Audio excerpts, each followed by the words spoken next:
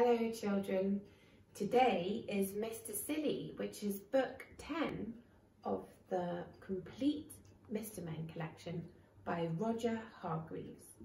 I have my usual friends with me, Sean the sheep and Molly the mummy with her little baby called Bear. So everybody get cosy and tucked up, and the story of Mr. Silly shall begin. Mr. Silly lives in Nonsense Land, which is a very funny place to live. You see, in Nonsense Land, everything is as silly as can be. In Nonsense Land, the trees are red and the grass is blue. Isn't that silly? In Nonsense Land, dogs wear hats. And do you know how birds fly in Nonsense Land? No, they don't fly forwards. They fly backwards.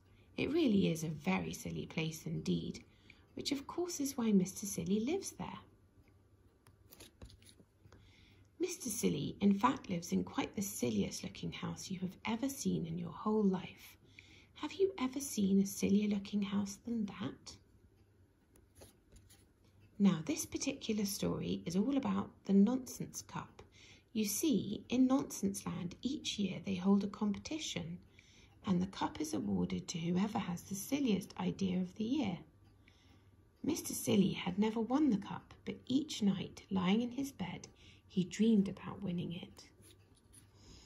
In order to win the Nonsense Cup, Mr. Silly realised that he would have to think up something remarkably silly. He pondered over the problem one morning at breakfast. Incidentally, you may be interested to know what Mr. Silly was having for breakfast. He was having a cup of coffee, which he put a spoonful of marmalade into. After that, he had a cornflake sandwich, and to finish, he had a boiled egg. But being Mr. Silly, he ate the shell as well. Isn't that a silly breakfast? Anyway, this particular breakfast time, Mr. Silly was thinking how to win that cup. He remembered 2 years ago the cup was won by Mr. Ridiculous. He won by wallpapering his house. Which sounds very ordinary, but in fact, Mr. Ridiculous had wallpapered the outside of his house. And Mr. Silly remembered last year when Mr. Foolish won the cup. Mr. Foolish, who was a friend of Mr. Silly's, had won the cup by inventing a car. It was quite a normal car, apart from one thing. It had square wheels. Isn't that silly? Mr. Silly thought and thought and thought, but it was no good. He even had another cup of coffee with marmalade, but that didn't help either. So he decided to take a walk. Off he went, leaving his front door open so that he wouldn't have burglars when he was out. Very silly. On his walk, Mr. Silly met a chicken wearing Wellington boots and carrying an umbrella. Wouldn't it be silly if you didn't wear Wellington boots and carry an umbrella, he said to the chicken. Meow, said the chicken, because animals in Nonsense Land don't make the same noises as they do in your country. On his walk, Mr. Silly met a worm wearing a top hat, monocle and an old school tie. Wouldn't it be silly if you didn't wear a top hat, a monocle and an old school tie, he said to the worm. Quack, quack, said the worm. Next, Mr. Silly met a pig wearing trousers and a bowler hat. Wouldn't it be silly if you didn't wear trousers and a bowler hat, he asked the pig. Moo, said the pig. Isn't that silly? It was in the middle of Mr. Silly's walk that he had his idea. It was a beautifully silly idea, quite the silliest idea he'd ever had. He hurried into town and bought himself a pot of paint and a paintbrush. The day of the great awarding of the Nonsense Cup arrived. A huge crowd assembled in the city square to see who was going to win the cup. The King of Nonsense Land mounted the specially built platform. Ladies and gentlemen, he said to the crowd in the city square, it is my pleasure today to award the Nonsense Cup to whoever has had the silliest idea of the year.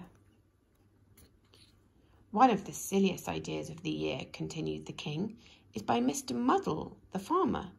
He has managed to grow, of all things, a square apple. The crowd clapped as the square apple was held up by Mr. Muddle for everybody to see.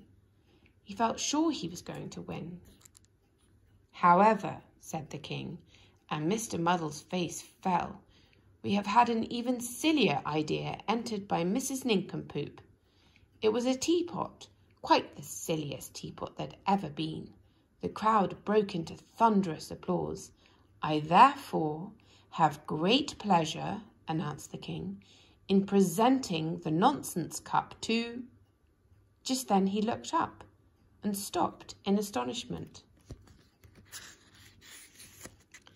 Now, in the middle of the city square there is a tree. It's always been there, and it was at this tree that the king was looking in astonishment. What, he cried, has happened to that tree? Everybody turned to look. The tree had green leaves, bright green leaves. Not red leaves like all the trees in Nonsense Land, but green. There was an amazed silence. It was me, piped up Mr. Silly. I painted all the leaves green last night when you were all asleep. A green tree? Exclaimed the king. Who ever heard of a green tree? A green tree, shouted the crowd. How silly! And they started to applaud. Mr. Silly smiled modestly. The king held up his hands. I think, he said, that this is the silliest idea I have ever heard of, and therefore I award the nonsense cup to Mr. Silly. The crowd cheered and cheered. Mr. Silly went pink with pride. And a bird, perched high up in the branches of the silly green tree, looked down. Woof, it said, and flew off backwards. That's the end of the story today, children. Tomorrow we will be reading Book 11, which is Mr. Uppity. See you tomorrow. Bye.